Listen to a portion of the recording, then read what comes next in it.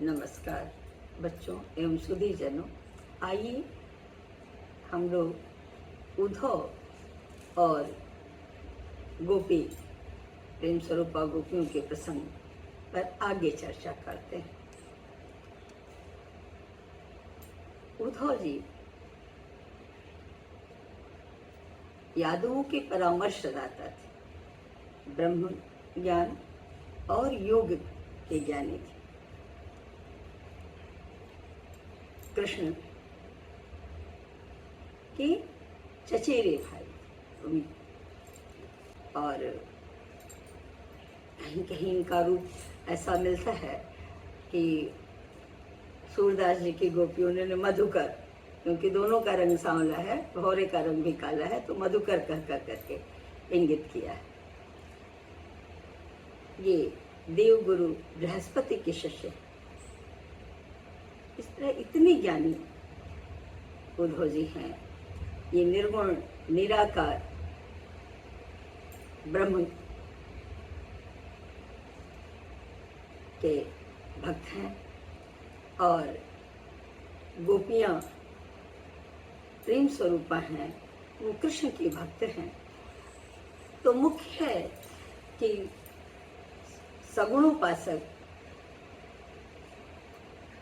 सगुणोपासक कवियों ने ज्ञानी उद्धव को कहीं कहीं उनके ज्ञान की मूर्खता का वर्णन किया कि ज्ञानी हैं लेकिन उन्हें ज्ञान नहीं है, ऐसा उपहास उड़ाया है गोपियों ने। उसी तरह हम लोग प्रेम स्वरूपा गोपियों के व्यंग का आनंद लेते हुए आगे बढ़ते हैं।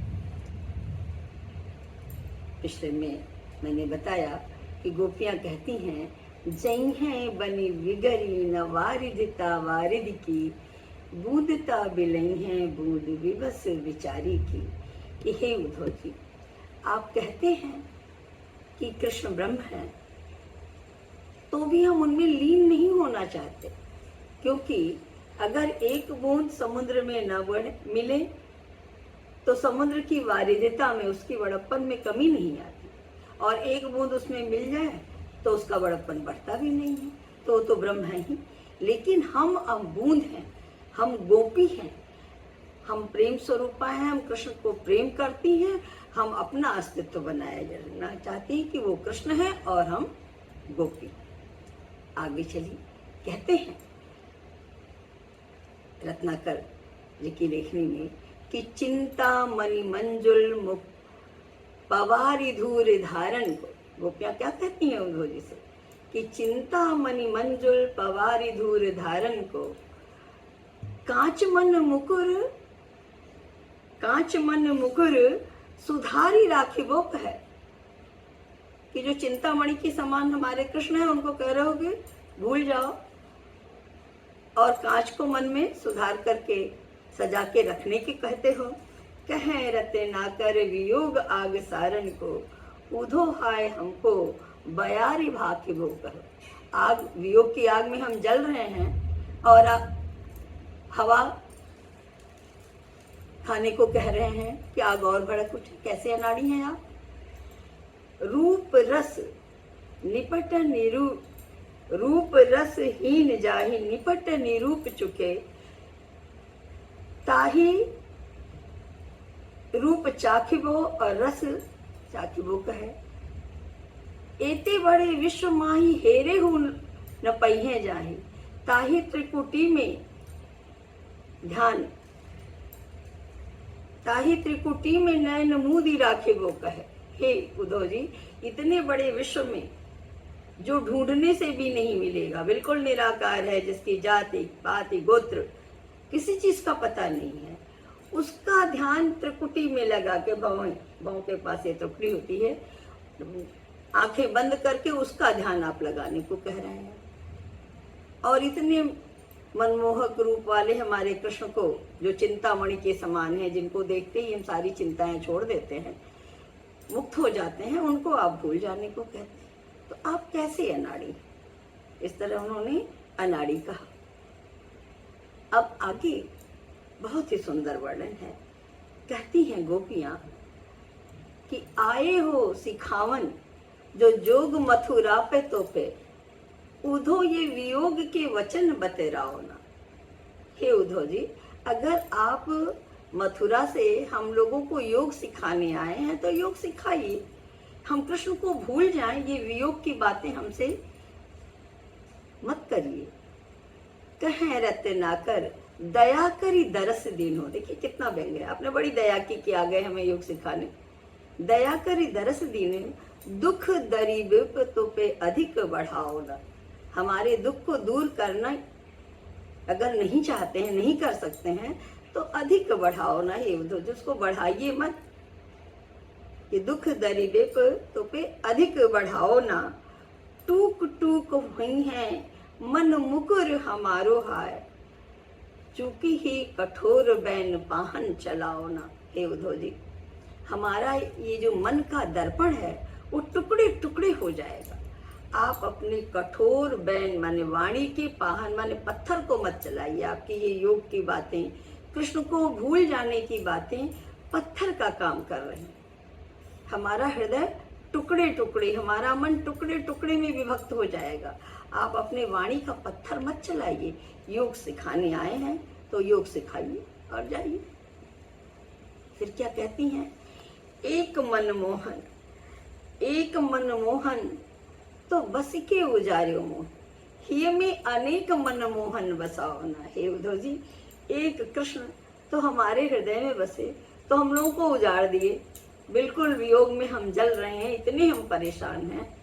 और जब हमारा हृदय, हमारा मन टुकड़े टुकड़े में विभक्त हो जाएगा तो ये आप भी जानते हैं कि जब शीशा कई भाग में विभक्त हो जाता है तो उतनी चित्र उसमें आते हैं। तो हिय में अनेक मनमोहन बसाओ ना, कि हमारे हृदय में अनेक कृष्ण को मत बसा दो, क्योंकि जितना टुकड़ा होगा उतने कृष्ण का रूप उसमें आएगा तो हमारा दर्द और बढ़ जाएगा। लेकिन केवल इतना ही नहीं है, गोपियां इस तरह ज्ञानी उद्धव जी से कहती हैं कि हे उद्धव जी, आप जितना अधिक कृष्ण को हमें भूलने को कहेंगे, ये कठोर वाणी बोलेंगे, हमारा प्रेम कृष्ण के प्रति उतना ही प्रगाढ़ होता जाएगा। अर्थात वो बिल्कुल उनके निर्गुण निराकार ब्रह्म को अस्वीकार कर देती हैं कि हम अपने कृष्ण को नहीं भूल सकते। ऐसे ही सूरदास जी की गोपियों में ये भी कहा ना कि यह तो तिन्हीं ले सौंपो जिनके मन चकरी, है ना, या उधो जोग जोग हम नहीं, हम योग के योग्य नहीं हैं। अपना ये ज्ञान जिनका मन चक्री की तरह इधर उधर डोलता है उनको आप ले जाके दीजिए। हम तो कृष्ण से प्रेम करते हैं और कृष्ण से ही प्रेम करें। आगे देखिए, गोपियां फिर विनय करती हैं कि हे उद्धव जी, हमारा एक संदेश जाकर के हमारे कृष्ण से कह दीजिएगा। उधो यह सूधो सो संदेशो कह दीजो एक, जानत अनेक ना विवेक ब्रजवारी है, कह रत्नाकर असीम रावरी तो क्षमा, क्षमता कहाँ लो अपराध की हमारी है, दीजे और ताजन सब जो मन भावे, कीजे न दरस रस वंचित बिचारी हैं, भली है बुरी है। किस तरह कहती हैं गोपियां? भली है बुरी है, सलज्ज निर्लज्ज हैं, जैसी भी हैं परिचारिका तुम्हारी। कि हम जैसे भी हैं, अच्छे हैं बुरे हैं, लज्जाशीला हैं निर्लज्ज हैं, तुम्हारी दासी हैं, इसलिए हमें भूलो नहीं और हम तुम्हें भूल जाए। हे उद्धव जी, ऐसा भी हमसे मत कहिए। इस तरह उद्धव जी अब मथुरा जाने की तैयारी कर लेते हैं। तो जैसा शुरू में आपने देखा कि झौरी झौरी दौरी दौरी नंद पौरी आवन सबे लगी, तो सब दौड़ दौड़ करके आती हैं। वैसे ही धाई जित तित ते विदाई है तो उद्धव की, जितनी गोपियां हैं जिधर तिधर से धाई दौड़ दौड़ करके उधो की विदाई करने के लिए आ रही हैं। गोपी भरी आरती संभारती न सांसुरी, दुखी हैं, दौड़ते हुए आ रही हैं, अपनी सांसें संभाल नहीं पा रही हैं। कहें रत्ते नाकर मयूर पक्ष कोई लिए, कोई मोर पंख लेकर आती है। कहें रत्ते नाकर मयूर पक्ष को लिए, को गुंज अंजलि, को गुंज अंजलि उमा है प्रेम आसुरी, कोई मोर पंख देती है, कोई गुंजा फल, गुंज की माल पहनते थे तो वो आंसू बहाते हुए गुंजा फल देती है। को लिए सजावद ही, भाव भरी को लिए सजावद ही, कोई मही मंजू दलकति पासुरी, पीत पट नंद नवनीत जसुमत दियो, पीत पट नंद नवनीत जसुमत दियो, कीरत कुमारी सुरबारी दई बांसुरी। कीर्ति कुमारी राधा ने सुरीली बांसुरी दी, बाबा आनंद ने पीतांबर दिया, माता यशोदा ने मक्खन दिया। इस तरह गोपियां, बाबा आनंद, माँ यशोदा सब ने अपनी तरफ से उपहार दे करके इनकी विदाई की उद्धव जी की, कि आप हमारी तरफ से जाकर के ये हमारे कृष्ण को दे दीजिए। अब अगले पद में आप देखें कि किस तरह, जैसे मैंने कहा पहले ही कि मुझे बहुत पसंद है कि ज्ञान गरिमा से मंडित उद्धव को प्रेम स्वरूपा गोपियां अपने प्रेम की धारा में किस तरह बहा ले जाती हैं। ये वापस जा रहे हैं मथुरा को, तो प्रेम मद छाके पग परत कहाँ के कहाँ, प्रेम मद छाके पग परत कहाँ के कहाँ, थाके अंग नैननी शिथिलता सुहाई है। प्रेम के नशे में, गोपियों के प्रेम का नशा ज्ञानी पंडित पर इस तरह पड़ा हुआ है कि जैसे नशेड़ी के पैर लड़खड़ाते हैं, वैसे ही ये प्रेम के नशे में इनके पैर लड़खड़ाते हुए चल रहे हैं। थाके अंग नैननी शिथिलता सुहाई है, अंग थके हुए हैं, आंखों में शिथिलता है। कहें रत्न नाकर यूं आवत चकात उधो, कहें रत्न नाकर यूं आवत चकात उधो, मानो सुधियात कोई भावना भुलाई है। मथुरा की तरफ जा रहे हैं, रास्ते में ऐसे चकात का अर्थ है बेटा कि जैसे कभी कभी आपके साथ भी होता होगा, तो दीजनों आपके साथ भी, कि हम कोई चीज सोच के चलते हैं और भूल जाते हैं तो मन परेशान हो जाता है कि अरे हम क्या सोचे थे, क्या सोच के यहाँ आए थे। तो पहले जब मैं छोटी थी तो हमारे घर में माँ कहती थी कि उसी जगह पे जाओ तो फिर याद हो जाएगा, ऐसा होता है। तो आवत चकात उधो मानो सुधियात कोई भावना बुलाई है। उधो जी बिल्कुल परेशान है, सुधि कर रहे हैं कि कोई बात थी, कोई संदेश था, कोई बात थी जो मैं गोकुल आया था, क्यों आया था, अर्थात तो ज्ञान और योग का संदेश देने आए थे, ये बिल्कुल भूल गए हैं।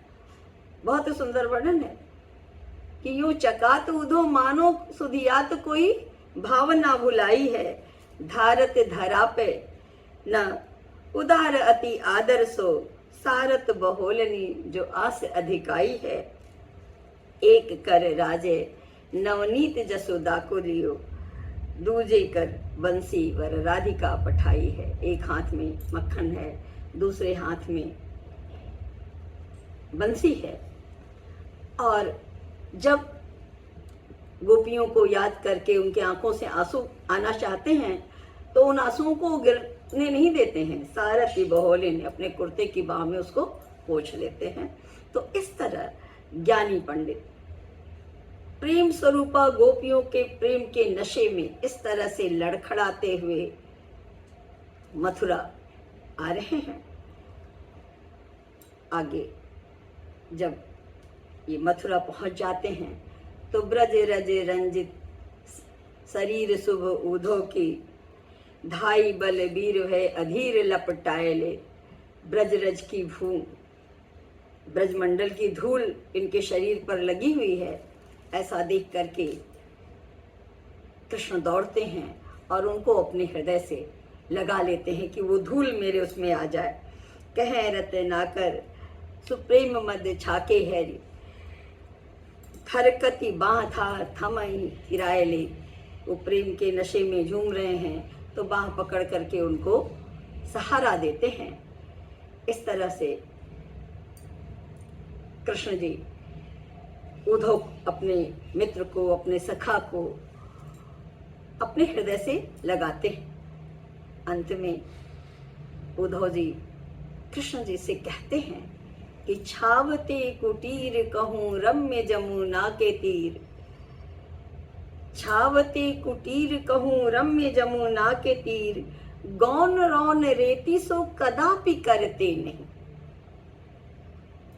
छावते कुटीर कहूँ रम्य जमुना के तीर, गौन रौन रेती सो कदापि करते नहीं। कह रते नाकर विहाई प्रेम गाथा गूढ़, श्रौन रसना में रस और भरते नहीं। जहाँ ज्ञान का संदेश देने गए थे वहाँ क्या कहते हैं कि हम उस रमणीय यमुना के किनारे पर कुटिया छा लेते, वहाँ की उस भूमि से इधर नहीं आते। गोपियों की प्रेम गाथा सुनने के बाद, प्रेम स्वरूपा गोपियों से मिलने के बाद अपने श्रवण कान में रसना मतलब जीभ में कोई और रस, प्रेम रस छोड़ करके और कोई ज्ञान कर्म किसी का रस में भरता नहीं। गोपी ग्वाल बालन के उमड़त आंसू देख, न कु प्रलय आगम से न कु डरते नहीं। क्या कहते हैं कि गोपी ग्वाल बाल, हे कृष्ण आपके वियोग में इस तरह से रो रहे हैं कि उनके आंसुओं को देखने के बाद तो प्रलय भी आ जाए तो उससे मुझे डर नहीं लगेगा। हो तो चित चावन जो रावरे चितावन की, तजी ब्रज गांव इतय पांव धरते नहीं।